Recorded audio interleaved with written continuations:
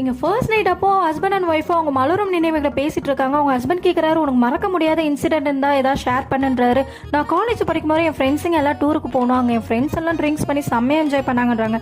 ஏன் நீ குடிக்கலையா அப்படின்றாரு. இல்ல எனக்கு அந்த ஸ்மெல்லே பிடிக்கல. இன்னொன்னு குடிச்சிட்டு வந்துட்டா எங்க அப்பா கிட்ட மாட்டி போனோன்னு பயத்தாலே நான் குடிக்கலன்றாரு. சரி உனக்கு ஏதாவது ஆசை இருந்தா சொல்லு, கண்டிப்பா நான் அதை செய்யறேன்றாரு. எல்லாமே எங்க அப்பாவே எனக்கு பண்ணிட்டாரு, எல்லாமே எனக்கு நிறைவேறிச்சுன்றாங்க. ஏதாவது சின்ன விஷயங்கள் ஸ்கூல் டைம்ல இல்ல காலேஜ் டைம்ல ஏதாவது உனக்கு நடக்காத ஏதோ இன்சிடென்ட் இருந்தா சொல்லு, நான் கண்டிப்பா செய்யறேன் அப்படின்றாரு.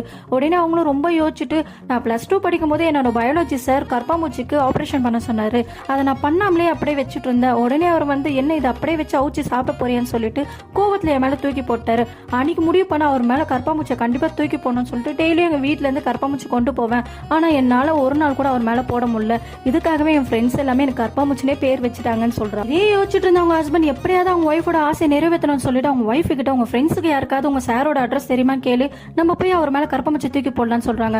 உடனே அவங்க ஒய்ஃப் சொல்றாங்க, வேணாங்க அதெல்லாம் ஸ்கூல் டேஸ்ல இருந்து இப்ப எதுக்குங்க அப்படின்றாங்க. நீ சொன்னது செய், நீ அட்ரஸை கண்டுபிடி, நான் போய் கர்ப்பமூச்சை கண்டுபிடிங்க. வீடெல்லாம் தேடி எப்படியோ கர்ப்பமூச்சை கண்டுபிடிச்சு ஒரு டப்பால போட்டு வா உங்க சார் மேல போடலான்றாங்க. அவங்க ஒய்ஃப் நான் வரல அப்படின்னுறாங்க. உடனே இவர் மட்டும் கிளம்பி போறாரு. காலிங் பெல் அடிச்சு கதவை திறந்தா அவங்க சார் இவரை பார்த்துட்டு, நீ என்னடா இங்க அப்படின்றாரு. என்னன்னு பார்த்தா அவங்க ஒய்ஃபோட பயாலஜி சார் தான் இவரோட பயாலஜி சாரும். இவரும் அதே ஸ்கூல் தான் படிச்சிருக்காரு. உடனே அவர் உள்ள கூப்பிட்டுட்டு, என்னடா கல்யாணத்துக்கு என்ன கூப்பிடவே இல்லை அப்படின்றாரு. அதுக்காக தான் சார் இப்ப வீட்டுக்கு கூப்பிட்டு போலான்னு வந்தேன், எங்க ஒய்ஃப் உங்களோட ஸ்டூடெண்ட் தான் அப்படின்றாரு. இப்ப அவங்க சாரை கையோட கூப்பிட்டுட்டு போறாரு. அவங்க ஒய்ஃப் அவங்க சாரை பார்த்துட்டுமே ஷாக் ஆயிடுறாங்க. இப்ப டீ போடுறதுக்காக அவங்க ஒய்ஃப் உள்ள போறாங்க. உடனே இவர் பின்னாடியே போயிட்டு நீ இந்த கர்ப்பமூச்சி எப்படியாவது அவர் மேல போட்டுரு அப்படின்னு சொல்லி கொடுக்குறான். அவங்க ஒய்ஃப் கம்முன்னு இருங்க, வீட்டுக்கு வந்தவருக்கு இப்பெல்லாம் செய்யக்கூடாதுன்னு சொல்றாங்க. இப்ப அவரும் டீ எல்லாம் குடிச்சிட்டு, எனக்கு வேலை இருக்குப்பா நான் கிளம்புறேன் அப்படின்னு சொல்றாரு. ஹஸ்பண்ட் இப்ப கோவமா போயிட்டு, உனக்காக தானே கூப்பிட்டு வந்தேன், நல்ல சான்ஸ் மிஸ் பண்ணிட்டு ஏன் இப்படி பண்ண அப்படின்னு சொல்லி கேட்டு திரும்புறாரு. பார்த்தா அவங்களோட சாரோட முதுகுல 4 கர்ப்பமூச்சி இருக்கு.